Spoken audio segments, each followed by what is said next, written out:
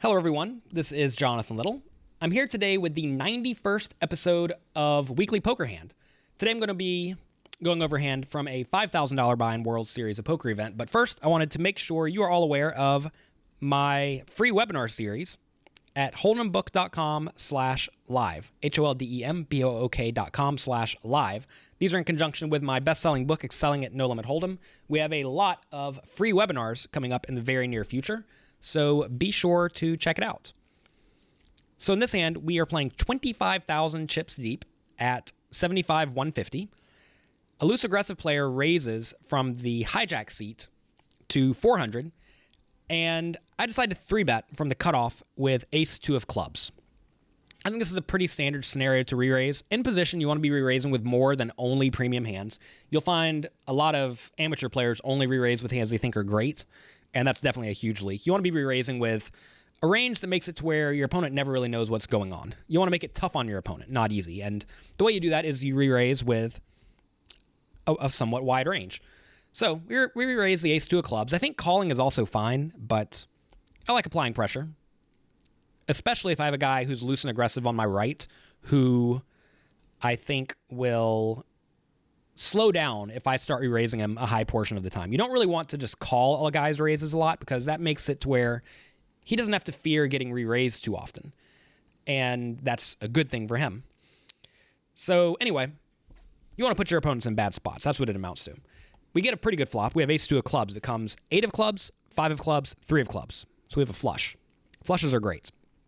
Our opponent checks, and I'm certainly going to value bet here. Pot's 2,400. I bet 1,200. I don't think you want to bet huge in this spot, or even somewhat large. We want to do everything we can to keep our opponent in with a hand like Queen of Clubs, Jack of Diamonds, or something like that. When you start betting larger, like 20, or maybe 2,000 or more, maybe even 1,600 or more, you really force your opponent to have something. And if you think about a raising range from the hijack seat that's going to call a re-raise, it can't really have too much on 8-5-3. So we want to bet on the smaller side, even though we do have the nuts. Typically with the nuts, you want to try to play a big pot, but we always want to think about your opponent's range and try to figure out, is that range capable of playing a big pot? And in this spot, it's usually not going to be. Turn is another 8, the 8 of spades. Not really what we want to see because we don't have the nuts anymore, but we still have a pretty good hand. If I was to bet the turn and get raised, I would call and then call the river. I'm not trying to fold. But at the same time, our hand is really good. So our opponent checks, and I definitely want to bet again. So given that he called the flop, and I think his range is somewhat weak, that should lead me to continue betting small on the river. I'm sorry, on the turn. So I decided to bet 2,100 into the 4,800 pot. I think this is a pretty good sizing. We're not trying to get it all in or anything like that in this hand, so just blasting it doesn't really make a whole lot of sense. And the reason we're not trying to get it all in is because, again, I don't think my opponent has a hand that's too particularly good. So we do bet small, and our opponent does call, which is great. Then the river's a queen of clubs, so now our opponent could easily have a flush. He checks. And now I have to ask myself, if my opponent has a flush, well, first off, it's the king high at best, and the board's paired. So will our opponent call a gigantic bet with the king high flush? And I would guess probably not. What if he has the jack or the 10 or the 9 high flush? Definitely not. So if I'm going to bet, I think I want to make it just like a normal bet. I don't think I need to go huge or tiny in particular, because most people aren't folding a flush, right? As long as you bet reasonable. So I did bet 6,800 into the 9,000 pot. And I think this may even be a little bit on the big side. I think I would probably bet like 6,200 today if I was sitting at the table playing this hand. But I think this is right in the ballpark of a bet that a flush is never going to fold to. And that's really what you want to size your bets to accomplish. You don't want to bet, like imagine if we went all in on the river, for example. Our opponent's going to fold pretty much his whole range, I imagine, which would make it a pretty sweet bluff size. But if I'm not trying to be so concerned with balance or anything like that, I think this is just a good bet size to get called. And since I want to get called, seems like a pretty sweet bet. If my opponent checks shoved all in on this river, I would be very sick. Very, very sick. I'm trying to think what I would even do.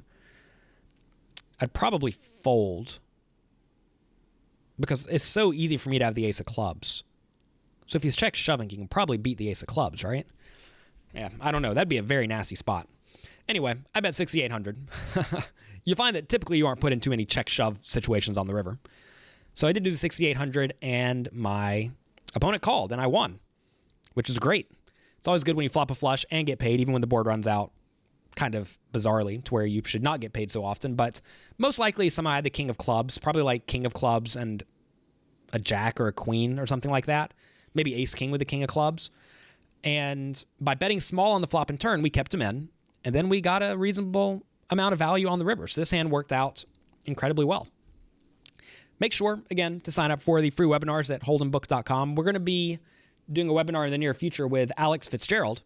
Here he is right here, who is a world-class online player and coach. And he's going to be discussing a lot of fun situations like this where you really are just trying to get full value from your opponents while playing in a manner that is difficult to play against.